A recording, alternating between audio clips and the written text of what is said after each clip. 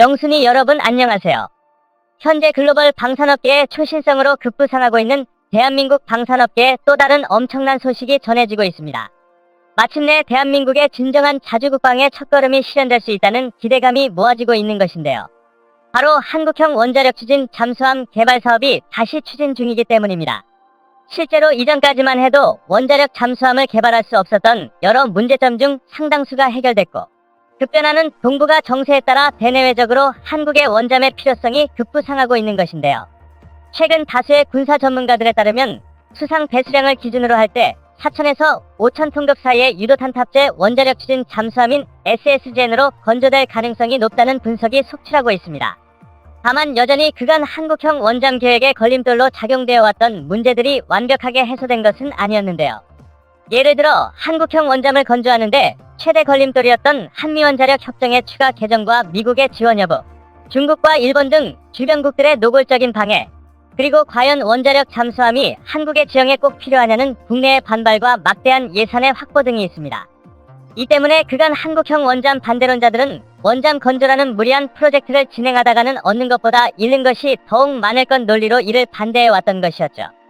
그런데 이런 반대론자들의 주장과 달리 한국은 이미 수십 년 전부터 원잠 계획에 대한 구체적인 방안을 구상해 이를 추진해 나가기 위해 꾸준한 준비를 거쳐왔습니다.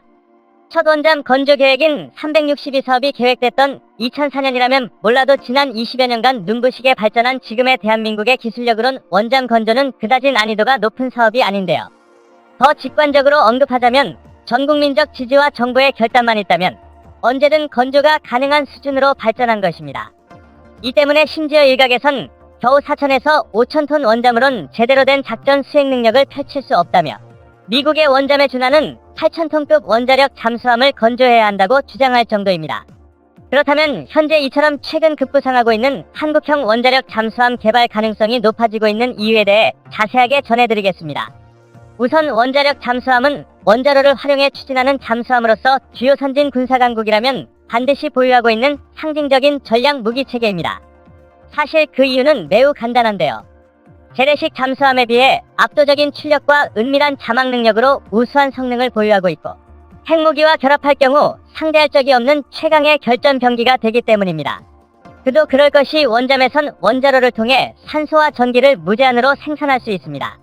이 덕분에 중간중간 수면 근처로 올라와 신선한 공기를 보충해야 작전이 가능한 재래식 잠수함들과는 달리 승무원들의 컨디션과 식량만 충분하다면 수중에서 거의 무한에 가까운 작전을 수행해 나갈 수 있습니다. 또한 막강한 원자로의 출력 덕분에 수상함대와 맞먹을 정도의 고속주행이 가능한데요. 다만 그만큼 높은 출력을 내기 위해 원자로의 크기가 갈수록 커지다 보니 자연스럽게 함의 체급이 커지고, 저속 운행 중에도 원자로의 가동을 멈출 수 없어 아이러니하게도 정숙함의 상징이라고 할 수 있는 원잠의 소리가 적군에 발각될 수 있다는 것이 단점으로 지적되어 왔었습니다. 그러나 최근에는 이러한 단점들을 모두 보완해내 이제는 무조건 원잠의 성능이 재래식 잠수함보다 뛰어나다는 것이 상식처럼 받아들여지고 있는데요. 그도 그럴 것이 기술력의 발전으로 인해 최근에는 큰 선체의 빈 공간에 이중탄성 마운트와 흡음재를 바르고 스크류와 흡음 타일의 소재 개선을 통해 정속성이 크게 향상되었기 때문이었습니다. 이에 따라 우리나라에서도 그간 수차례나 보류되어 왔던 원잠 확보 계획에 대한 논의가 더욱 활발하게 진행되기 시작했습니다. 다행히 현재의 흐름은 매우 긍정적인 상황인데요. 최근 정부는 원자력 사업을 미래 사업으로 선정해 앞으로 수년간 다양한 혜택을 전방위적으로 지원하겠다는 입장을 밝히고 있습니다. 구체적으로는 2028년까지 약 4천억 원을 투입해 2030년 세계 SMR 시장을 선점하겠다는 ISMR 노형 사업 등이 가장 큰 주목을 받고 있는 상황인데요. 실제로 그 결과 최근 한국수력원 자력원이 총 3조 원 규모의 이집트 엘바다 원전 건설 프로젝트를 따내는 성과를 내기도 했죠. 이처럼 원자로 사업의 본격적인 활기가 돌기 시작하자 더 가볍고 안전한 데다 효율까지 높은 차세대 원전 개발에 대한 기대가 급증하고 있습니다. 결정적으로 소형 원자로를 탑재한 순수 국산 원자력 추진 잠수함 개발에 대한 기대감이 바로 여기에서 나오고 있는 것인데요. 이 소형 원자로를 선박에 탑재해 저렴하면서 우수한 소형 원자로의 양산 규모가 대폭 늘어나게 된다면 이를 통해 축적된 노하우를 통해 원자력 잠수함에 사용할 만큼 신뢰할 수 있는 원자로를 대량으로 확보하기 쉬워지는 것이죠. 실제로 최근 프랑스의 사례는 우리에게 매우 좋은 예라고 할 수 있는데요. 프랑스는 핵추진 항공모함과 원자력 잠수함에 탑재할 원자로를 자국산 상업용 원자로인 K-15를 사용하고 있습니다. 그리고 최근 개발 중인 자국의 최신형 군함에도 K-12 원자로가 탑재될 예정인데요.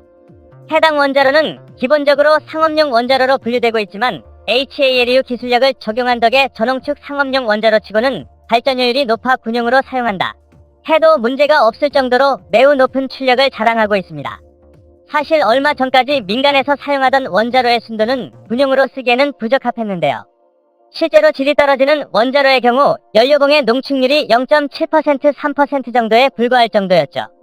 이 정도면 발전소에서는 유용하게 활용될 수 있을지 몰라도 더욱 막대한 출력을 내야 할 원자력 추진 잠수함을 운용하기에는 턱없이 모자란 출력이었습니다. 그래서 그간 기술자들은 발전소용 민간 원자로를 사용해 핵잠수함을 만드는 것은 사실상 불가능하다고 생각해 왔었습니다. 하지만 HALEU를 사용하는 원자로가 상업용 원자로의 새로운 표준이 되면서 분위기가 급변하게 되는데요. HALEU는 고순도 전홍축 우라늄의 약으로, 간단히 말해 전홍축 우라늄이기는 하지만 그 중에서도 농축률이 상당히 높은 핵연료를 뜻합니다. 실제로 농축률이 5에서 20%로 준수한 수준의 핵연료의 대부분이 이에 해당되고 있는데요. 고농축 우라늄을 연료로 사용하는 중수로에 비해 상대적으로 냉각과 감속 성능이 떨어지는 경수로가 감당할 수 있는 최대치가 5에서 20%이기 때문입니다. 그래서 프랑스가 군용으로 사용한 K-15 원자로 역시 상황에 따라 5에서 20%의 고순도 LEU를 사용할 수 있는 것이죠.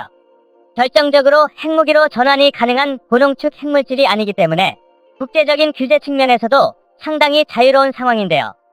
핵확산 방지 조약 NPT와 한미 원자력 협정으로 핵무기용 고농축 핵물질을 농축할 수 없는 우리나라가 원잠을 만들기 위해 딱 좋은 조건의 원자로인 것이죠. 그래서 지난 2004년 고순도 LEU를 사용하는 원자로가 탑재된 원자력 잠수함을 독자 개발하는 비밀 계획 362 사업이 진행됐던 것이었습니다. 그러나 아시다시피 해당 사업은 얼마 가지 않아 전면 취소되고야 말았는데요. 당시에도 수많은 추측들이 난무했지만 현재 전문가들은 해당 사업이 취소된 결정적 이유로서 애당초 362 사업이 당시 한국이 시도하기에는 너무 리스크가 큰 도전이었다라는 것이 중론으로 자리 잡고 있습니다. 실제로 당시 한국은 이제 막 IMF를 극복한 동북아의 중진국으로서 그만큼 기술 수준도 지금에 비해 현격하게 뒤처져 있었는데요. 원잠 개발에 반드시 필요한 기술인 소형 원자로 기술만 하더라도 당시에는 그다지 내세울 만한 수준의 기술력이 아니었습니다. 일례로 당시 한국이 러시아와의 기술 협력으로 개발한 반디 60 원자로는 성능상 러시아가 핵잠수함용 원자로에 사용하는 OK650과 비슷한 수준이었으나 크기가 너무 커서 4,000에서 5,000톤급 원자력 잠수함에 탑재하는 것이 불가능했습니다. 또한 냉정하게 평가해 당시 우리의 기술력으로는 4,000톤급 이상의 잠수함을 건조하는 것 쉽지 않았는데요. 지금이야 수상 배수량 3,300톤, 수중 배수량 3,700톤에 달하는 도산 안창호급을 독자적으로 생산해낼 정도로 대한민국의 잠수함 건조 능력이 우수해졌지만 당시까지만 하더라도 배수량 1,200톤 규모의 장보고급 잠수함을 운용하는 것이 고작이었습니다. 쉽게 말해 20년 전 대한민국의 기술적 역량으로 원자력 잠수함을 만드는 것은 실패 가능성이 매우 높았고 만약 성공하더라도 그에 따른 이점보다는 주변국들의 반발과 미국과의 외교적 마찰 등 치명적인 단점이 더욱 많은 사업이었던 것이었습니다. 그래서 해군은 이에 따른 차선책으로 실패 가능성과 리스크가 높은 원잠 개발보다는 함대 방공과 탄도미사일 추적에 유용하고 대항해군에 충추가 될 이지스함을 먼저 건조하자는 목소리가 나왔던 것이었죠. 결국 우리나라는 선택과 집중 과정에서 그간 원잠을 포기한 것이 아니라 잠시 보류를 선택했던 것이었는데요. 그런데 최근 급격하게 불안해지고 있는 국제 정세로 인해 이러한 상황이 급변하고 있다는 평가가 속출하고 있습니다. 실제 2022년 현재를 기준으로 대한민국의 원자력 잠수함 건조는 그다지 어려운 일이 아니며 한국의 원전 기술력 또한 세계 최고 수준이라는 평가를 받고 있습니다. 설계 수준과 발전 단가, 건설된 원전의 신뢰성과 안정성 등 종합성능 면에서 대한민국을 이길 국가가 없다는 것은 정론으로 받아들여지고 있는데요. 따라서 한국의 원잠 개발은 기술적인 측면에서는 문제가 될 것이 전혀 없다는 이야기가 되는 것이죠. 게다가 우리나라는 지난 20여 년간 무려 20여 척의 국산 잠수함을 자력으로 건조해내면서 세계적인 잠수함 개발 역량을 확보한 상태입니다.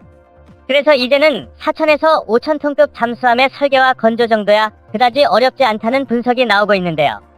물론 우리나라의 첫 원자력 잠수함이 기존 열강들과 같은 납비스무트 원자로나 토륨 원자로와 같은 4세대 원자로를 탑재하려 한다면 상당한 시간이 걸릴 것이라는 변수가 있긴 하지만 고순도의 이유를 사용하는 원자로로 잠수함용 원자로를 설계한다면 당장 사업을 시작한다는 전제하에 아무리 길어봐야 최대 10년이면 핵잠수함 건조가 가능하다는 전망이 나오고 있습니다. 쉽게 말해 그간 우리나라의 원잠 개발을 막아왔던 기술적 난점들이 현재로서는 전무하다고 봐도 무방한 상황이라는 것인데요. 게다가 앞서 원잠 건조 반대론자들이 꾸준하게 제기해왔던 원잠은 비싸다라는 논리 역시 우리나라의 독자 기술력으로 제작한다면 그리 비싸지 않다는 결론이 나왔고, 최근 아쿠아일로를 걷고 있는 국제정세의 특성을 고려해본다면 향후 최강의 보복무기라 할 수 있는 원잠을 우리가 이러한 반대 논리로 끝까지 보유하지 않게 된다면 한국은 북한이 만든 핵잠수함에 실린 ICBM 한 발을 막기 위해 훨씬 더 막대한 비용과 위험을 짊어지게 될 것입니다. 결과적으로 이미 SLBM 기술력과 현무사라는 막강한 전략무기를 보유하고 있는 우리나라의 마지막 퍼즐이라고 할 수 있는 최강의 비대칭 전력이 확보된다면 주변국들의 위협에 대해 보다 신속하고 확실하게 대응할 수 있게 된다거나 애초에 적국 역시 막대한 리스크를 짊어지고 싶지 않기에 한국에 대한 직접적인 공격 자체를 제한할 것입니다. 결정적으로 현재 미국은 군함 부족으로 매우 고심 중인 상황인데요. 최근 중국의 해상 전력 팽창으로 인해 전 세계 바다를 모두 관리해야 하는 입장인 미국의 해군력이 향후 더욱 버거워질 수 있다는 분석이 속출하고 있을 정도이죠. 실제로 이 때문에 최근 미국은 아시아 동맹국들에게 중국에 맞설 군함을 건조하라고 부추기고 있을 정도인데요. 이런 상황에서 한국이 독자 개발하는 농축률 20% 수준의 원자력 추진 잠수함 건조를 미국이 막을 이유는 더 이상 없어 보이는 것이죠. 이처럼 이제 대한민국이 마음만 먹는다면 언제든 원잠 확보가 가능해진 상황에서 지속적인 전국민적 응원과 관심이 가장 필요해진 때라고 생각합니다. 영상을 시청해주셔서 감사합니다. 좋으셨다면 구독과 좋아요 부탁드립니다.